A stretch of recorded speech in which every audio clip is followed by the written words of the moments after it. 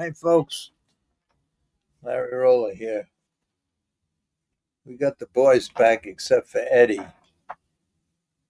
Let me bring him right on. Here's Joe. Hi, Hey, Joe. everybody. Hi. Here's Anthony. Hi, everybody. Take a good look at Anthony because in another couple of weeks he's going to Italy.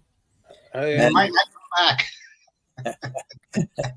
Just bring your computer. My camera. You Yeah, got to be on next week. We don't hear no yeah. stuff. I can do. I tell you, when I'm from Italy, I can do it from there. Yeah, live from Italy. Yeah, live from Italy. That you mean if I send you a link in Italy, you could do I don't it? know. I'd have to see. I'd have to see it on my email on my phone. Yeah, but then there's Because like, I have to get a SIM card for Italy, well, so it might be different. I don't know. Well, Send it to see, me anyway while I'm there. oh, the hours are different. I don't know what. Yeah. Oh, yeah. That's right. They're 6 hours ahead of us. They're 6 hours ahead. Yeah. They're 6 hours ahead. Yeah. That means if I send you a link, it'll be 1 o'clock in the morning. Yeah. So forget about that. Forget about that. Is right. When are you going, Ant? October 2nd. Cool. How long? 2 weeks. 2 weeks. Make sure you're back on a Tuesday. Yeah. Don't come back like Wednesday. Make sure you come back Monday night. Listen, Don't squeeze 3 Tuesdays out of it. before we go any further, Don't worry, Joe. I'm going to put a good friend of mine. It's going to be a good show because this is the fella that got me back in the thoroughbred business for a very short period of time. And we're going to talk about that. Plus, we're going to talk about what he went through and how he not only how he helped his son, but he helped his life. He helped his himself by only basically saved his own life. And we're going to talk about that. So what I'm going to do is I'm just going to show maybe 10 seconds of his first podcast that he ever did. And then maybe every time we do I think he's going to come on next Tuesday. And when he comes on, we're going to talk about the horses that he has. We're going to talk about my experience with him with the horses. And we're going to talk about a series of events that happened in his life that basically saved his life. And he's going to talk about that. So anyway, here's about 10 seconds of it, and then let me see. Here goes.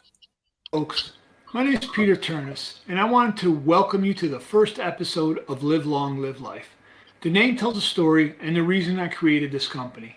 My goal is to show you a path to a healthy and long life, an alternative from just living life and surviving on pharmaceutical drugs. I think as we grow old, we would rather enjoy life than just exist. I didn't want to be old and incapable of doing the things I wanted to do. At 54 years old, I found myself at 255 pounds, which for me is about 50 pounds overweight. Diabetic, I had high blood pressure, the start of fatty liver, I had anxiety, and really bad panic attacks. But other than that, I was fine. My energy level was extremely low. On most days, I couldn't wait to get home and sit on the couch and watch TV. I was on 5 pills for my issues, and my doctor wanted to put me on 2 more. That's 7 pills at 54 years old. How many would I be taking at 60 or 65 or 80? Would I even see 80? And if I did, would I be in a home just being kept alive? Well, here's a fun fact for you. The average 80-year-old fills 22 prescriptions a year. The pharmaceutical companies are getting creative and combining 2 pills into 1 prescription. So at my pace, I was way above average. Go me. Probably something you don't want to be above average on. Now, here's another fun fact. For every good a drug does, it also does something bad. I promise you that even a baby aspirin is doing damage to your liver, your kidney, your gut, and your ability to cleanse and detox your body naturally. By the end of this video, you'll have 2 tools in your bag that will allow you to lose weight, cure, and yes, I said cure your diabetes and your high blood pressure. Now, let me add this in before we move forward. I'm not a doctor. I've never attended or never planned on attending medical school. See, I have nothing against doctors. It's not their fault. They are taught to diagnose a disease, then prescribe the appropriate pharmaceutical drug that can help you with the symptoms of that disease. They are not taught to cure a disease. There's no money in the cure. But think about the money you make on taking care of the symptoms. Since January 2nd, 2025, I lost 45 pounds. No longer have diabetes and my blood pressure is normal. I also no longer suffer from anxiety and or panic attacks. I feel like I'm 20 years old again. I keep up with my 19-year-old son, who's an incredible athlete and hockey player. I took a different road, and as you'll see from future videos, a road that has changed my life forever. Okay, that's it. He's going to come on. I'll play a little bit more of that maybe later, or when he comes on, he'll explain more. Interesting. Yeah, he's a good guy, and we're going to also talk about his son, who's an unbelievable hockey player, and they just. I don't know what state. I don't know anything about hockey, but he's up. Well, he's up in Canada, and he's doing extremely well up there. And I don't know what level he's at. So I don't know, but he will tell us all of that. And he's a very interesting guy. He's been in the thoroughbred business for a while, and he was in it with me, and we're going to talk about that. And that'll probably be on Tuesday. He's going to try. He's a busy guy. He owns a lot of properties, and he's always taking care of the properties. He has a couple of people working for him that do that, but one of them got really sick, so he was supposed to come on tomorrow, but it might be next Tuesday. One of his guys got to get maybe open heart surgery or something. So anyway, he'll come on. He's a wonderful guy, a really nice guy. I spent just about every day with him for about, I don't know, maybe 3 months, something like that. And the experience was it was an eye opener for me, especially in the thoroughbred part. Because when you've been in the thoroughbred business your whole life, and the standardbred business, you know what you know. And then you're out of it for 25 years. And you go back in thinking you know what you know. But you don't know what you should know after 25 years. And we'll talk about that. So anyway, his name is Peter. That'll be probably next Tuesday. It's going to be a real good show. We're going to talk about a lot of things about the horses, and we're going to talk a lot of things about what he's doing now to help him live a long, healthy life. Okay, the other thing I want to talk about is my friend Manny. He has a bunch of racehorses, and he's pretty good, pretty good. And Ray Snicker trains for him, and he's doing really well. He went over $500,000 so far this year with the few horses that he had. He don't have a very big stable, but the few horses that he has went over $500,000 already. And they had a couple of New York Sire Stakes finals come this week, and there was one or two that I was very interested in that I follow. I haven't followed races in 20 years, but I followed a couple of his horses that I really liked a lot. There was one trotter and one pacer that I really liked a lot. And we're going to show one of the races, and then we're going to do something that we really shouldn't do. And I have to preface it by saying that this is not to criticize. this is it's I don't know how else to say it. This is not. This is like playing Monday morning quarterback. This is like looking at a race and seeing the different options that could have been. And by no means do I have all the respect in the world for all the drivers and all the trainers. And we all know, especially the guys on the screen here, we all know that when that gate opens, you can have all the plans you want, but when that gate opens, everything changes. It's like Mike Tyson says, you're a tough guy till you're in the ring, and the first shot you get hit in the face and everything changes. So this is not to say anybody drove bad or this one was bad or this one was bad. This is just giving you, it's like a schooling thing with a couple of questions attached that I'm gonna give my opinion, and then I'm gonna ask Anthony and Joe their opinion on this race, and not only on this race but rules that are in place and have been in place, and if they should have been applied in this race. So we're going to watch the race. Anthony got it up for me. We're going to watch the race. Then after the race, I'm going to give my opinion, and then we'll get Anthony's opinion and Joe's opinion, and then we'll talk about different things. Now again, I want to stress this. I don't ever criticize another driver. I know how tough it is out there.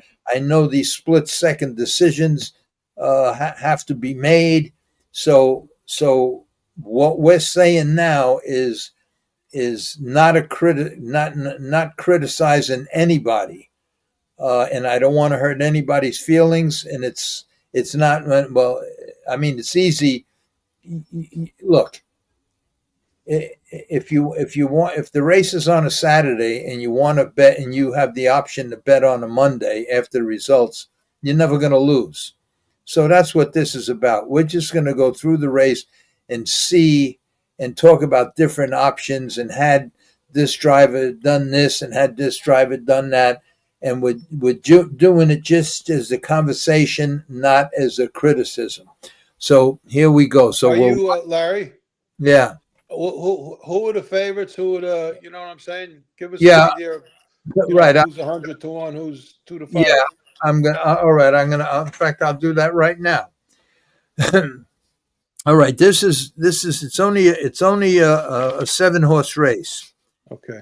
7-horse race. So that was one of the things we're going to talk about later. It's only a 7-horse race. The morning line favorite was the 4-horse. His name was The Last Martini, okay? The second choice was the 1-horse. He was 5-2. His name was Fansville, okay? The rest of them were all long shots. The rest of them were, the 2-horse was 8-1. The 3 was 15-1. The horse that we're going to look at is Send It Down Slim. That's Manny's horse. He's 11-1. And what post is here? Send It Down Slim was 5-1. So the first 3 choices are the favorite is the 4, Last Month. The 1 was second choice, Fansville, and the third choice was Manny's horse, which is Send It Down Slim. He's 5-1. The rest of them, in my opinion, don't even belong in the race. But that's okay. That's it. Now we'll watch the race. Manny's horse, Joe, is the gray horse. I think he has the 5-hole, right? Right. Manny's horse is the gray horse. He has the 5-horse. Now, just keep in mind the 4-horse I think went off at 1-5. What track is this? This is at Batavia, half-mile track. Okay. So here goes the race. Started in November of 2020. No, that's not the race. Here's the race. Third race, Pacers, top of the stretch. Here they come. I'm going to make it bigger. if I could. And they're off. They're pacing the last Martini in the center. Out for the lead on the inside. Fansville speeds it up. Mrs. Cheese away in third. On the rim in fourth. That's Strutsville. Then we have Send It Down Slim, Hurricane Marigold, and She's a Streaker. As they race down the back. Now, the 1 to 5 shots in front, and the second choice is second. Manny's horse is sitting fifth. 1, 2, 3, 4, fifth, and there's 2 long shots in between. Okay. And the last 2 are long shots. Okay, here we go. Back side of the quarter, Bartlett on top with the last Martini, a length and a half. Fansville with a good trip in second. Quarter time, 28-1. Racing in third, Mrs. Cheese, followed in fourth by Strutsville. Then we have Send It Down Slim, Hurricane Marigold, and She's a Streaker. Could see them all as they head around the paddock turn up to the half-mile marker. All alone on top, the last Martini on the inside second. Good journey in here for Fansville. Racing in third, Mrs. Cheese. Now to the outside. Here comes Ridge Warren and Strutsville. The half, 58-1. 30-second breather, and the last Martini should be awful good from here. On the inside, second, Fansville. First over doing the dirty work, Strutsville. Second over is Send It Down Slim. Third over from the back, She's a Streaker. All locked up on the inside. That's Mrs. Cheese at 3/4 in 126-2. 28-1 in the third panel, and the last Martini has more in the tank. On the inside, second, Fansville going 3 wide. Send It Down Slim as they head for the wire, and your leader. On the front, we have the last Martini. Here comes Fansville out of the pocket like a rocket, and here she comes. It's going to be Fansville heads apart with the last Martini. That's a Kodak moment. Time of the mile, 1:55 flat. We'll wait for the results of the photo. Larry, you can't blow that up any bigger? No, that's as big as I can get it. That's in fact, now that it's that big, I don't even know how to get it small. Oh, there it is. It's small again. No, I can't. I couldn't get it any bigger. But okay, now let me. I'm going to leave that up. I'm going to leave that up. And in fact, let me go back to the. Definitely going to have to wait for the results of the photo. Out for the lead. Third race Pacers, top of the stretch. Here they come. Okay, now let me stop this right at this point. And okay, all right. Now here's a couple of things. Now just remember, we're not criticizing anybody. We're playing Monday morning quarterback. If you would have did this, if you would have did that. Now this is my opinion. This is my opinion. And I always wanted to talk about some of the other things, not this race particularly. I didn't want to talk about this race, but we're going to, because it's the only race I have up where we can analyze a race and then have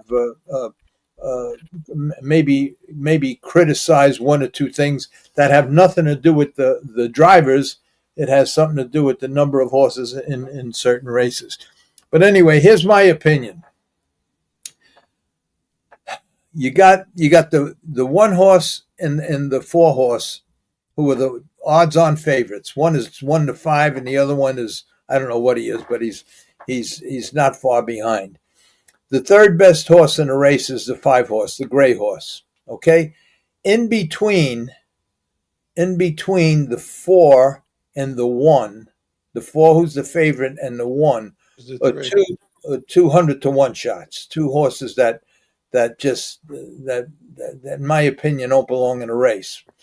So naturally, the 4, 1 to 5 is going to leave, and everybody knew he was going to leave. The guy on the 3 left probably right out of the gate, saw that he was maybe ahead in front, and he just charged, hoping he'd get in the 2 hole to the 1 to 5 shot.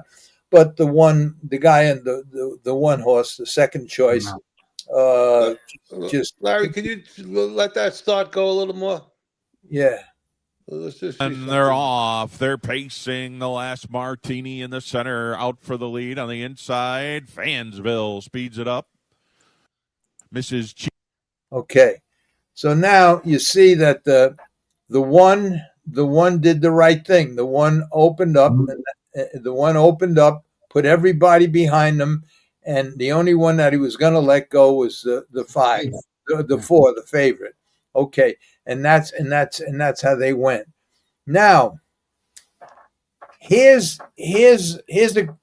something I'm going to say. It's not a criticism, because when the gate opened, and I'm going to go back to this, when the gate opened and you're driving, and if you're driving the gray horse, you're right on the gate, but as soon as the gate leaves, you see the 4 is a half a length in front. You see the 4 is leaving as fast as he could leave. The 3 is leaving as fast as he could leave. And you basically have, and the 1 is going to maintain position, and the favorite on the inside of you is leaving. Wow. So you almost have no choice but to take back at that point. However, once you take back at that point, let me show you what happens once the 5 takes back. And they're off. They're pacing the last martini in the center. Out for the lead on the inside. Fansville speeds it up. Mrs. Cheese away in third. On the rim in fourth. That's Strutsville. Then we have Send It Down Slim, Hurricane Marigold, and she's a streaker as they race down the backside of the. Okay, now here we are. Going to the quarter pole. All right, they're not at the quarter yet. At the 16th pole, they were in single formation already, with the 1 to 5 shot in front, the second choice second. I don't know what the other horse was, the 2 or the 3, but they were long shots. They were long shots. The third best horse in the race is sitting fifth, the gray horse. Okay, now he has, at that point in my mind, he has no chance. He has to be almost first over, because the 100, we'll call it 100 to 1. He wasn't 100, maybe 50 to 1. The 1 is the horse in front. He's the favorite. He's going to cut it, and he'll probably win it. The 2 horse is the second choice. The only shot he has to beat the front horse is if he sits forever. Mm-hmm. The 3, horse sitting third is 100 to 1. He ain't ever pulling. He ain't coming first over to these 2 monsters up front, so he's sitting forever. The 4 horse, the horse sitting fourth, who is the 3 horse, I believe. Yeah. The horse sitting fourth, he's got to be crazy if he comes out, because he ain't going to get he's not going to get the horse sitting third to come out, because he's a long shot. He's right behind the 2 favorites. He's hoping he sucks along for third. So he comes out. The odds are the horse sitting fourth ain't going to come, which means the gray horse sitting fifth, the only shot he has is to come first over, or to try to get the 4 to at least come out and take him out, which, if you watch right after the quarter pole, the horse sitting fourth, the guy driving the gray horse tries to get him out. He tries to get him out. He tries to come up, because he knows he's a dead man back there. So let me keep going with this. Porter Bartlett on top with the last martini, a length and a half. Fansville with a good trip in second. Quarter time, 28-1. Racing in third, Mrs. Cheese, followed in fourth by Strutsville. Then we have Send It.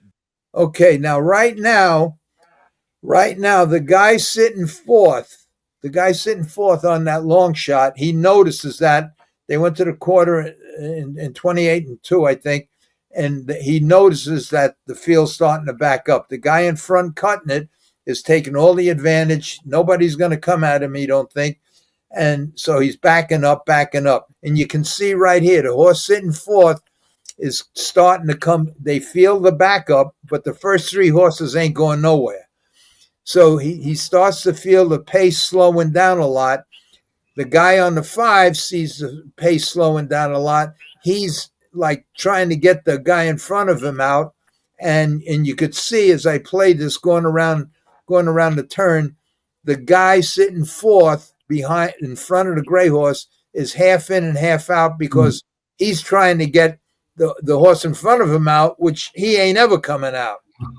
Okay, so here we go. Down Slim, Hurricane Marigold, and She's a See streaker. the horse sitting fourth. See them all as they head around the paddock turn up to the half-mile marker. All alone on top, the last Martini on the inside. Finally, the gray horse, who's Manny's horse, gets the horse in front of him to pull. Now, the horse in front of him is 50 to 1. Yeah. So, you know, I don't know why he pulled first over, 52 to 1. I mean, he would have been lucky if he should have. He had no business pulling. Yeah, he should have stayed in. However, if he didn't pull, that means Manny's would have to be first over, gone to the half against a 1-5 shot. Yeah. So basically, at this point in the race, right here, the 5 horses basically dead, and I think he probably knew it, but there was nothing he can do. There was nothing he can do about it. Okay, here we go. Second, good journey in here for Fansville. Racing in third, Mrs. Cheese. Now to the outside. Here comes Ridge Warren and Strutsville. The half, 58-1.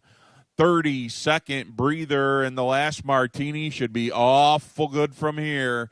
On the inside, second, Fansville. First over doing the dirty work, Strutsville. Second over is Send It Down, Slim. Third over from the back, She's a Streaker. All locked up on the inside. That's Mrs. Cheese at 3/4 in 126-2. 28-1 in the third panel. And the last Martini has more in the tank. On the inside, second, Fansville going 3 wide. Send It Down, Slim, as they head for the wire. And now you see right there when he started to go 3 wide around that 52 to 1 shot. He took a step. Well, he took a step. I think what happened is he kicked the earplugs out, and the horse's head he just threw his head when he kicked the earplugs out. I think that either that or he saw a whip or he shied from a wheel. But I think something he hesitated. I just think when he kicked the earplugs out, the horse's head just went up, and he lost a little bit of ground, not too much, but he really had no shot from there. I mean, you got the 2 hot favorites. They backed it down to nothing. They went the 28 second quarter, 28-2. I think they went the next quarter in 30 seconds flat. Yes, and 28.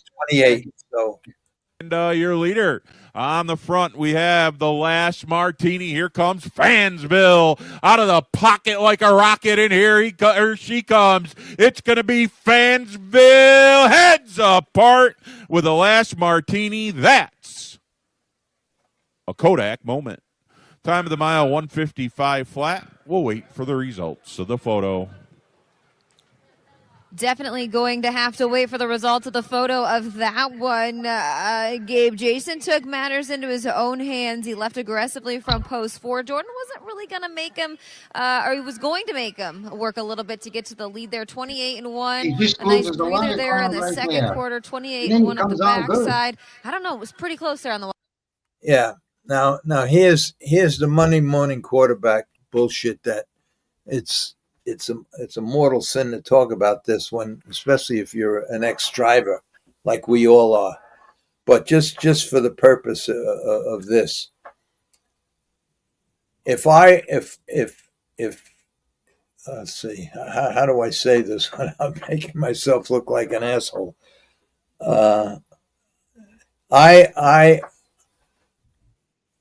I think the driver of Manny's horse would have been better off staying on the rail. If he left. If he stays on the rail, he's finished basically in the same place. But the only thing, Larry, if he would have left, they were close. I don't think he would have. He couldn't have left, Larry, because the 3 left and the 4 left. Yeah. They closed it. They were tight. Yeah, but I'm gonna put the beginning on. But listen to me first. Listen to me first.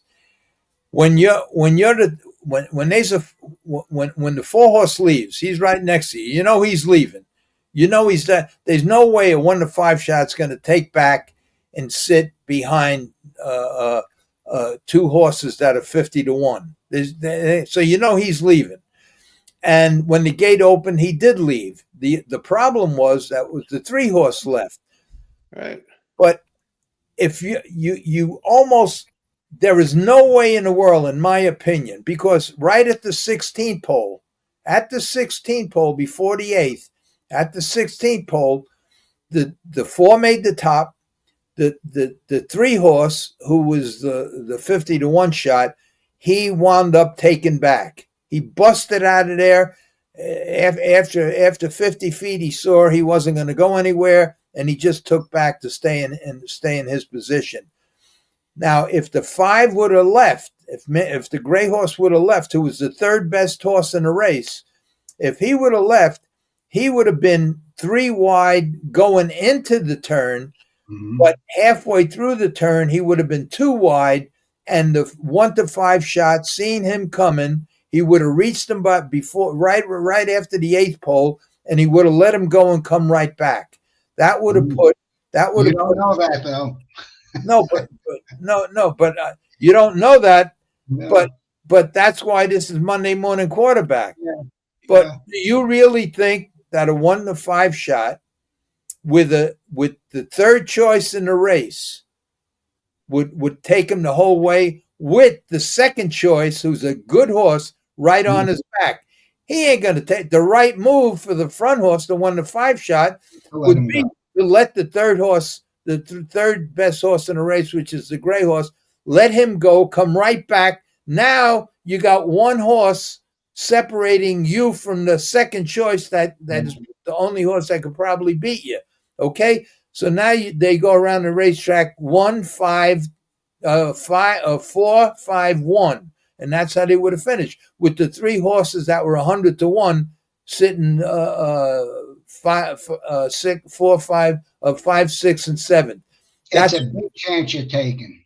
That Even though we say he should have let him go and get the top and come back. But I don't know that's going to happen. see, this is what this discussion is about. But if you take back like he did, what are your options? Come first over? You know the horse sitting 3rd to the 2 favorites ain't coming first over. No. The horse that could come first over is 55 to 1. So maybe he'll take you up to the lead horse and you get a 2nd over trip. That's the only scenario that could possibly work for that horse. But if the guy on the 4 horse, the guy who came first over, why would you come first over at the 3/8 pole, right after the quarter pole, or going to the half? Why would a 55 to 1 shot come out against first over against the 1 to 5 shot? Why not just sit 4th on the rail and Hug that rail for the rest. truck along? So if the race was run that way, that means the only shot the 5 would have, the gray horse, is come first over. That's why it's being a Monday morning quarterback. It's so easy to see this, but you don't know. You don't know. You don't know. You got to almost realize that once the gate left and you went 20 feet and you saw the 4 loop the 3, you knew the 4 was going to the top, and they was start again. Play to start again. Okay, here we go. I'm going to try to squeeze it open a little bit and see if I can see this better. I can't. I don't know how to make this bigger, Joe. Well, I'm making it bigger with my fingers over here, spreading it out. Yeah, it was really close. You start to wonder, maybe did he back it down too much? Because I mean, these fractions, no excuse there. But again, we see the results there, and all's well that ends well, Jess. As Joe said, it was a bit of a Kodak moment here to bang finish, but it looks like the last martini just held. Maybe the last step she did hold was at the light, but she is going to get it done here at 1 to 5. Maybe not the slam dunk single we thought to kick off the pick 4, but at the end of the day, you're off and rolling if you tee her up. Yeah, exactly. There, good effort too by Fansville. I said to you when they're coming off that far turn, that's the biggest Gordon had his hands full coming off of that far turn. All right, I'm going to play it from the beginning. I'm going to play it. Good effort by that one, just to lose by a whisker. there, but it's keep your eye on. Such a short stretch here, Batavia. You know, when you have to really hold your momentum until so late, like as she did, it's just tough to get in high gear through this, stretch when a horse has to jump on you like that, especially one with the abilities of Last Martini. But she was dead game at the feet. Third race, Pacers.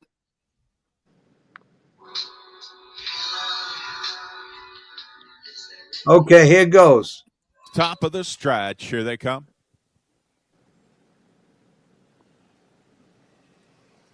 And they're off. They're pacing the Last Martini in the center, out for the lead on the inside. Fansville speeds it up. Mrs. Cheese away in third. On the rim in fourth. That's Strutsville. Then we have Send It Down Slim, Hurricane Marigold, and She's a Streaker. As they race down the backside of the quarter, Bartlett on top with the Last Martini, a length and a half. Fansville with a good trip in second. Quarter time, 28-1. Racing in third, Mrs. Cheese, followed in fourth by Strutsville. Then we have Send It Down Slim, Hurricane Marigold, and She's a Streaker. Could see them all as they head around the paddock turn up to the half-mile marker. All alone on top, the Last Martini on the inside second. Good journey in here for Fansville. Racing in third, Mrs. Cheese. Now to the outside. Here comes Ridge Warren and Strutsville. The half, 58-1. 30-second breather, and the Last Martini should be awful good from here. On the inside second, Fansville. First over doing the dirty work, Strutsville. Second over is Send It Down Slim. Third over from the back, She's a Streaker. All locked up on the inside. That's Mrs. Cheese at 3/4 in 126-2. 28-1 in the third panel, and the Last Martini has more in the tank. On the inside second, Fansville going 3 wide. Send It Down Slim as they head for the wire, and your leader. On the front, we have the Last Martini. Here comes Fansville out of the pocket like a rocket, and here she comes. It's going to be Fansville heads apart with the Last Martini. That's a Kodak moment. Time of the mile, 1:55 flat. We'll wait for the results. I think that the 3 left the gate. The 4 left the gate. Okay? 3 left, committed himself to leaving, correct? Right. Mm-hmm. Yeah. The 4 committed himself to leaving. Mm-hmm. They both went at it. The 5 should have crossed right over to the wood at that point. Once the 3 committed to leave and the 4 committed to leave, he should have crossed over to the wood. He would have been third on the rail. And the 3 and the 4 would have had a battle, and that pace would have been very fast. Okay? Because he's not going to let 2 horses go. Then the 5 horse had got a shot of winning that race, because they're going to bang heads going to the quarter pole. You think he could have got right to the wood, though, Joe, leaving the gate? What's that? You think he could have got right to the wood leaving the gate, though? Once the 3 committed himself and the 4 committed himself, he had a right, because the 3 committed himself. It wasn't like he took back and he, had to do the right thing. The 3 was a half-assed commitment. The 3 committed for 5 steps. Yeah. And then I think it's a little longer than that. And then he just started taking back. But here's another thing too, and I want to bring this up before I forget about it. The third quarter. Now, unless there's a rule where there's a set thing, like in other words, if you back a quarter up more than 2 seconds from the previous quarter, you're gonna get suspended for backing up the field. In this particular race, he went to the quarter in 28-2, went the next quarter in 30 seconds, which is a considerable backup. What saved him, I believe, was that the field wasn't jammed up. The one horse who was following him was 2 feet off his helmet, and the horse sitting third was 2 feet off his helmet. So they were spread out, even though the guy went to the quarter in 30 seconds. So there was really no reason to disqualify or to give him days for a full quarter. unless there's a rule with a specific number second in mind. So the reason I think they didn't call him in was because everybody he wasn't climbing over him going to the quarter, even though they backed it up pretty good. I mean, when you back up 2 seconds, 2 seconds is like 10 lengths. Yeah. You know, that's a pretty good backup, but everybody was comfortable behind him. So anyway, that's my. I'll play the race one more time. Watch how the 3 and the 4 both committed to Definitely lead. going to have to wait for the results of the photo of that one. Gabe, Jason took matters into his own hands. He left aggressively from post 4. Jordan wasn't really going to. All right, wait a minute now. Wait, let me see. See, I can't. If I leave it big, I can't get it. I got to make it small, and then I think if he didn't have that little mishap coming out of that turn, he would have got third easily. Yeah, but all right. Now let me make it big. Okay. I think that mishap was he pulled the earplugs in the horse. Well, whatever it was, but a few steps. I believe if he stayed on the rail, he could have been second. Maybe. All right, now watch. Now pay attention what Joe is saying, what I'm saying. Yeah. What Joe is saying is that the 5 should have took back when he saw the 4 and the 3 commit to leaving the first 5, 6. Should have crossed right over and went to the rail. Joe's saying he should have crossed right over, made a left turn, sharp left turn, and he would have been 4th on the rail. All right, let's see it. I'm saying that he should have left. He should have left because you knew the 3 was going to have to take a seat. He wasn't going to. Once he got looped by the 4, the 3 had to take back. So he left the 3 hole the way any driver would leave the 2 hole. You leave out with the 1 just to gain, just to keep momentum going, and you slide right in. That's what he did here because he didn't wait too long before he started taking back. Okay, here we go. Third race Pacers, top of the stretch. Here they come. I mean, the 3's out there. And they're off. They're pacing. They're the out there. Martini in the now. center, out for the lead. Crossover right now. Yeah, I see what you mean, Joe. Speeds it up. Yeah, without a doubt. Yeah, if he would have crossed away over, he in would have left the third, 3 out on there. the rim in 4th. That's Strutsville. And he did nothing then wrong, and it would have been Send a it smart down move. slim, Hurricane Marigold, and she's a streaker. He didn't take As back they until race down the backside of the quarter. Bartlett on top late. with the. Yeah, but three either hooks. way, Joe. We would have hit the wood and keep that tight. All right, Absolutely. Let's play out that scenario. That scenario goes. He does have room, and he does have a right because that 3 committed himself. No, right. You're right. But here's what happens. Now the 3 is parked. The 4 makes the top there in single formation. The 4 is parked. Yeah, they would have went at it to get to the quarter pole. The 3 got to go now. He can't take back. That rail is not there no more. He's 100-to-1 shot. Doesn't matter. He committed himself to leave. He has to try. I know that, but the favorite ain't going to let him go. He's going to take him to the half. He's not going to let him go. He'll get to the half, and then he'll back up and be in everybody's way. And the fact remains that the 5, Manny's horse will still have to be first over. Okay. How do you know he's going to be first over if the 3 and the 4 kill themselves? Well, he might have shook loose late and won the race. I mean, I don't know. But he definitely should have crossed over. Let's say the 3's left out there. He's parked. The 5 goes right to the rail. The 3 is parked now. At this point, he's parked. Right. He's going to get up to the lead horse. The lead horse ain't ever going to let him go. No. Going to the half. They're going to go to the half in 56, 28, or something like that. And the 3 is all done. Now, at that point, the 5 has to wait for him to back up or go 3 wide around him. Larry, he's definitely going to back up. By the 5/8, he's going backwards for sure. All right, so by the 5/8, he's back up, and then the first over at the 5/8 going head and head is, and he might, and maybe you're right. Maybe he win from there. Yeah, Larry, you got out at the 3/4 pole. You got a hell of a shot. I mean, he's been on the wood the whole mile at that point. Then, and don't forget that stretch. It's not considered first over. It's considered, you're coming out going. You're right.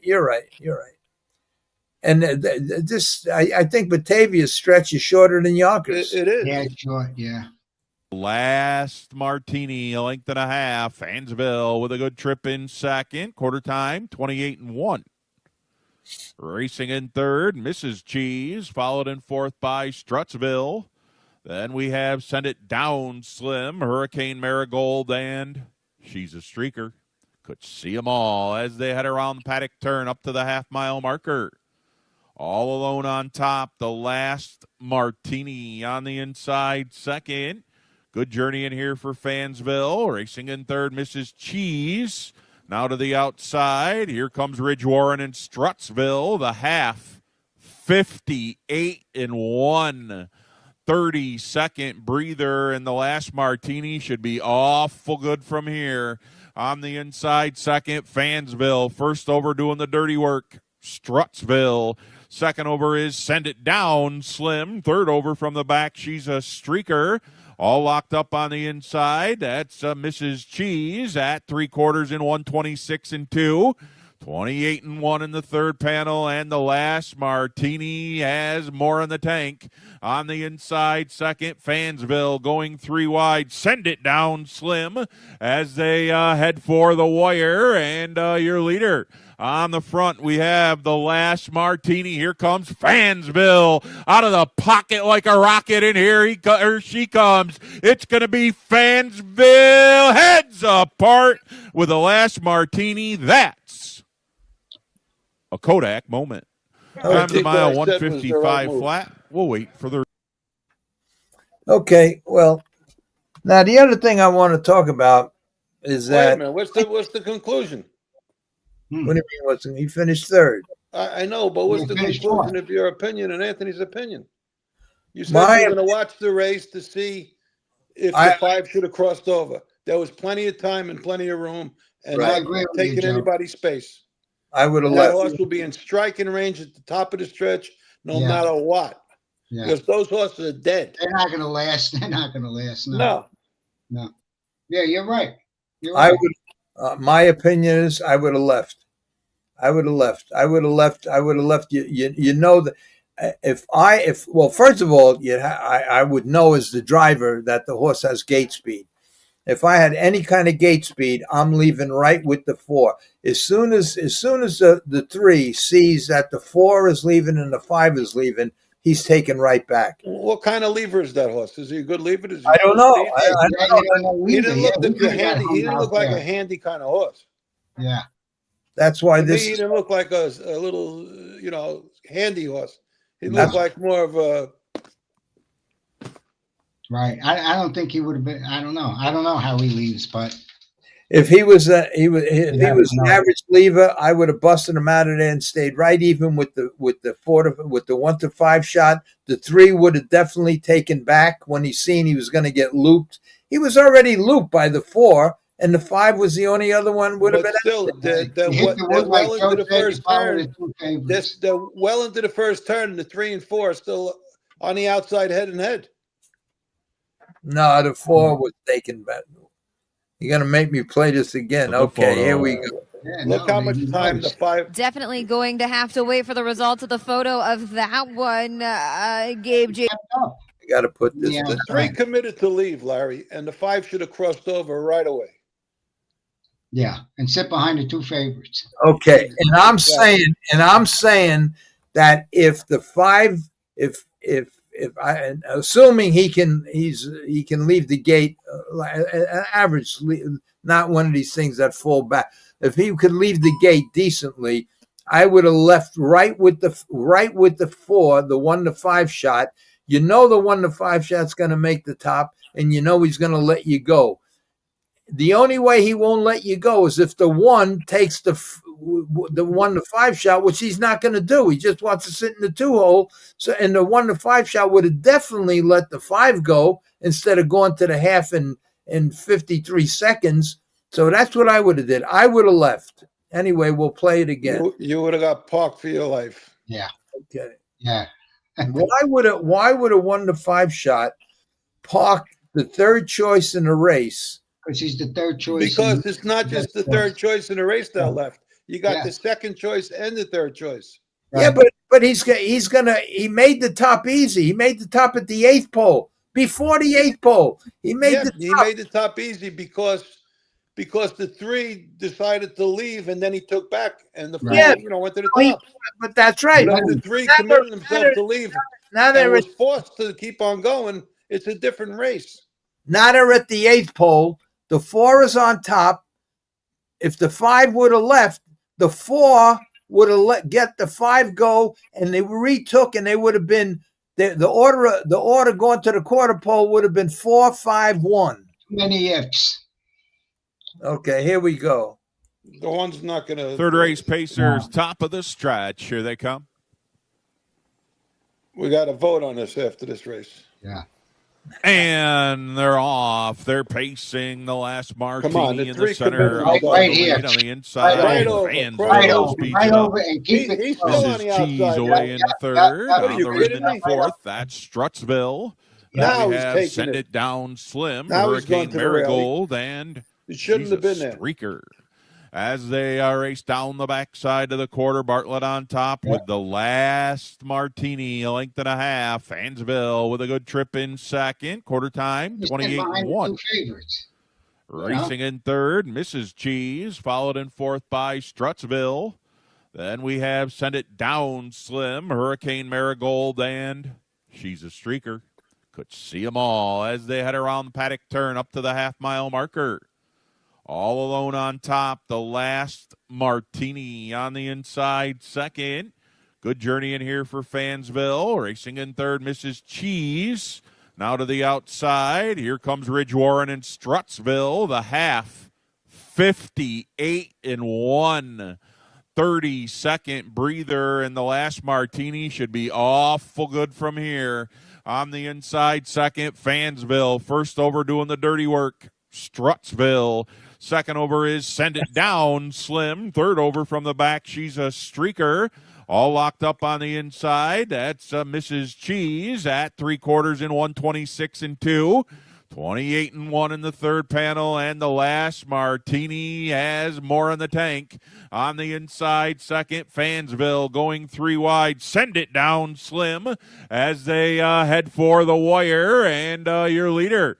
On the front, we have the last martini. Here comes Fansville out of the pocket like a rocket, and here she comes. It's going to be Fansville heads apart with the last martini. That's first of all, he didn't jump because he was time of the mile 155 flat. We'll wait for the results of the photo. He kicked the plugs out after that incident when he jumped, and the 3 finished up the track anyway.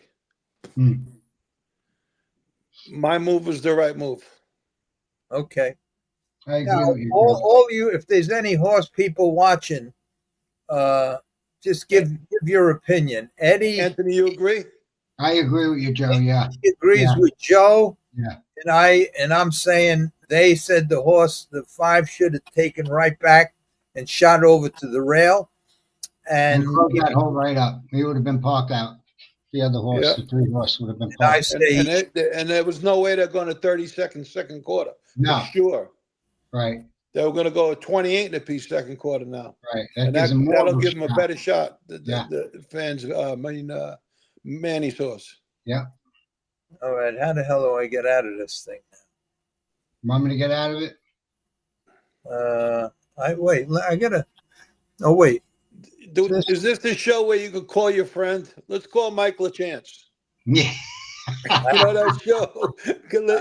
Call your friend. You know what? I'm gonna go to there's 66 comments here. Yeah, but you ask a lot of drivers, Ira, that if they would have let him go with a 1 to 5 shot, they're not letting him go. I don't care who you are. You're telling me that if you were driving the 1 to 5 shot and you're in front at the 8th pole and everybody's in single formation, and the third choice in the race is out there, you're not going to let him go and retake? You're going to take him the rest of the way? Yeah. Okay. I will. Yeah. That's yeah. Yeah, in a race like that, why do you got to make two moves? Yeah. Right. What you would do? Making two controlled moves is better than battling a horse to keep him out there with the second choice right on your back. Anyway, let's go through here. Let's just see if anybody. Okay, we'll get right back to this. Let me just say hello to everybody. There's Francis. Hiya. There's Francis. Hiya, Joe and Anthony. Hi. Jeffrey Spiegel. Hi, Larry. Did you ever have any IRS issues in all the years of racing? Yes. IRS. Yes, yeah. IRS. Yes. But I had a good accountant, and back then they were guys that, well, first of all, I had 3 runners, 4 sometimes, 3 all the times. The 3 runners that I had were all friends that were gamblers, never had a job, all phony Social Security numbers, phony everything, never had a job, always gambled. So, and all the tickets that were cashed by them. So the only problem I ever had was there was a short period of time when I was doing some for Alan. I was doing some 10%, and he would hit these bets where you needed over 300 to 1, and I would cash them tickets, and there was one year I cashed over a few $100,000 worth of tickets for Alan, and back then if you saved all the losing tickets, so what I did was I just asked everybody just keep saving tickets for me, and I had about $1 million worth of tickets. I gave them to the accountant, and they basically squashed the whole thing. But most of the time, all the big money, I had the runners cash and I didn't cash. Okay, let's go. Hello, everyone. Manny. Hey, boys. Oh, the Manny's there. Good. So he saw this whole thing. Where's Eddie? Eddie, he texted me early, and he said he couldn't come on tonight. So he said he'll be on next week. Okay, Michael Page. Hello, gentlemen. Hello, Michael. And Angelique. Hello, Larry, Joe, and Anthony. Hi, Angelique. Hey, Angelique. Angelique. You finished the book yet? Is that the one that read the book? Yeah. That poor girl. She probably didn't understand one thing in the book. She knew everything, Larry. She knew. She knows. She's not brand new. No. Francis. Hi, Angelique. So she's been around. Bonnie and Clyde. Hit the like button and subscribe. No, but just street smart. Hit the like button. Manny, Larry sent me a link. I will take Eddie's spot. That's dangerous. Yeah. That's dangerous, Manny. That's dangerous. I don't even know how the hell to. Let's see. Oh wait, let me get through this list here. Angelique, Manny, A, and Jeffrey. Okay. Vito, thank you, Larry, for giving Joe my phone number. He contacted me this morning. Oh, good. Okay. Oh, you spoke to Vito? Yeah, and Mr. Lieberman. Oh. I spoke to both of them. I had good conversations with both. Good. Lieberman guy's a nice guy, huh? Very nice. Yeah. You gonna have Joe on, or you figure it was too risky? Who, Vito? Vito. Yeah, Vito said he'll come on. Matter of fact, he says he's going to be in Florida in about 4 weeks or something. That maybe we could hook it up then on a Wednesday, he said. Okay, that's so good. Said, Larry's open to. Yeah, that's good. He'll do anything. That's good. And Vito says, Joe, it was great catching up a bit. That's good. Yes, it was, Vito. Okay, Angelique says, hello, Vito. Angelique. Hello, Michael. Hello, the social club again. Here's my girl, Sundance. Okay, Sundance says hello to everybody. Okay, let's see. Chatting with Sack Show. Hi, Larry. How are you doing, my friend? I'm doing well. We have to speak sometime. I hope you're doing well. I watch your podcasts all the time. You have some crazy stuff on there. He has all of these ex-Hell's Angels and all of these crazy, scary stuff he has on. Oh, good luck to you. Can't be as scary as this show. Yeah, right. We are the scariest. Okay, let's get down past all this hello stuff. All of these hello. Francis, so far we have no comments. Let's see. What's this say? Lenny Raceway said, thank you, Larry Rolla Podcast, for donating little kids. So it made me somebody really happy. Larry Cox. Joe, you look very studious. Oh, yeah. I'm really an idiot.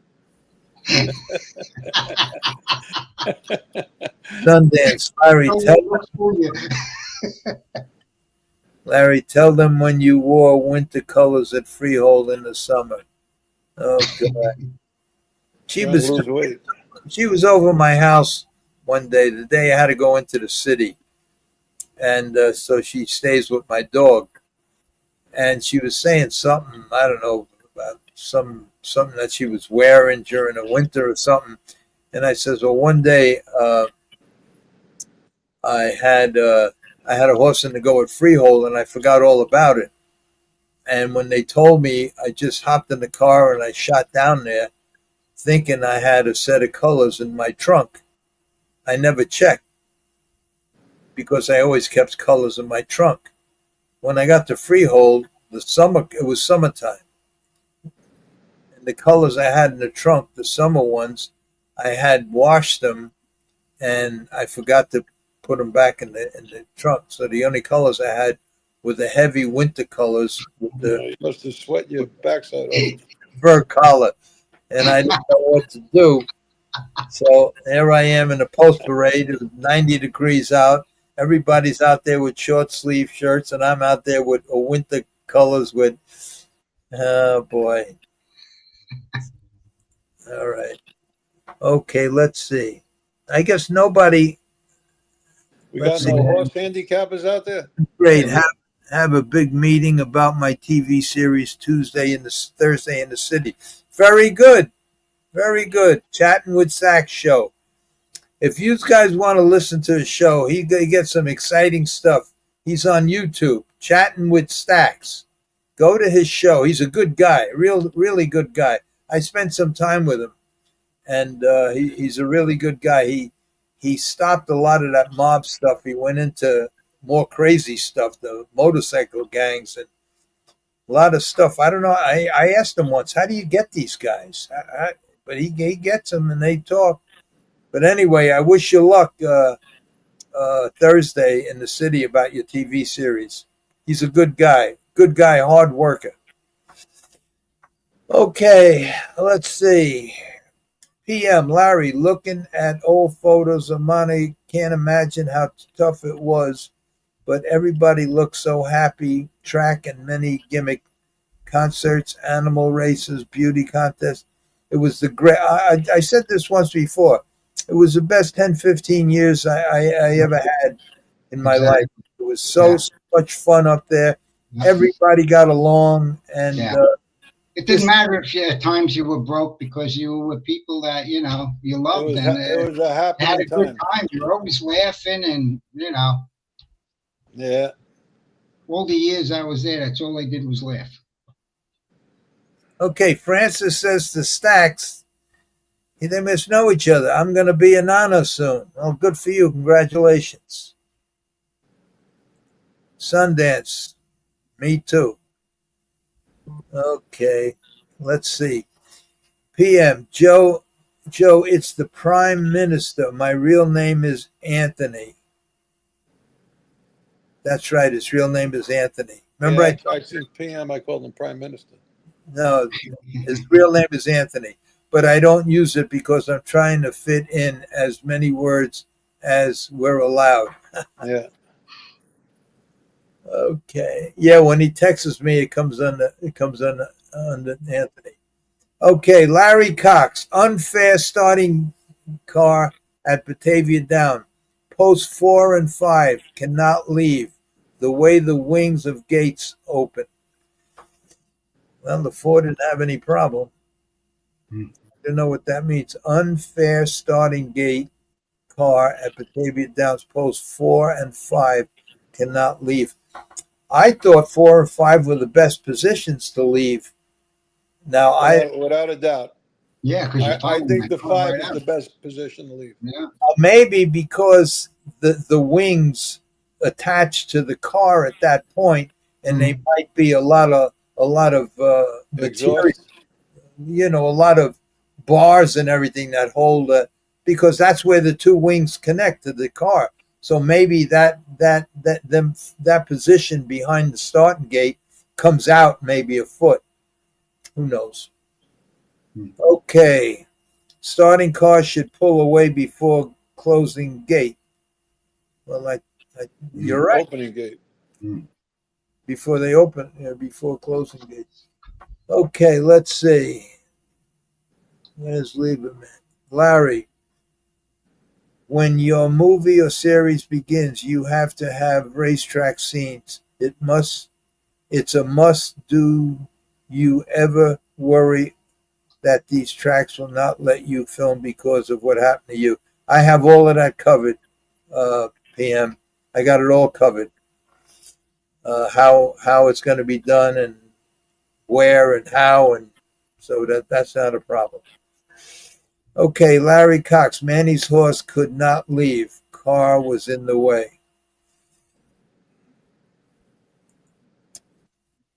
I agree, but who knows what will happen? Maybe. Okay. If we don't have anything, we're going to bring Manny on. As Herb said when he was mic'd up, I can't let you go. I'm 3 to 5. What's wrong with you? End of story. Okay. So my brother says, Larry, that he tried to enlarge the screen, but it wouldn't let him. Yeah. All right. All right. Well, Steve agrees with you two guys. Yeah. And so does the other guy. Right. If his horse didn't have that little mishap there, he would have finished third easily. Okay. Let's see. Gary D. Larry got right title. Monday morning quarterback. Yeah. Like I says, we didn't say that to criticize anybody. It was just, these are the things that happen. And what I want to get into too, as soon as I finish saying hello to everybody here, is the size of the fields in a race. I don't think it's fair. I just think they should have eliminations until they get down to a 6 or 8 horse maximum field where you don't have 100-to-1 shots in the Kentucky Derby or in the Meadowlands Pace that have no business getting in that race with them horses, but yet they have the right to be there because they paid to get into it. So, but we'll talk about that as soon as I get off of this thing here. Because 300, Gary D, because 300 no purse money wouldn't have let him go, in my opinion. So he's agreeing with you too, that he thinks the 1 to 5 shot would have parked his third choice in the race the whole mile. Sure. If he would have got to him at the quarter pole, maybe he would have took him from there. They were in single formation at the 8th pole. He would have reached them long before the quarter pole. Anyway, I'm just trying to justify my position, which so far everybody's against my position. Okay. Joe is right. The 4 horse has high gate speed. The 5 would never cleared her. Also, the 5 was racing for third anyway.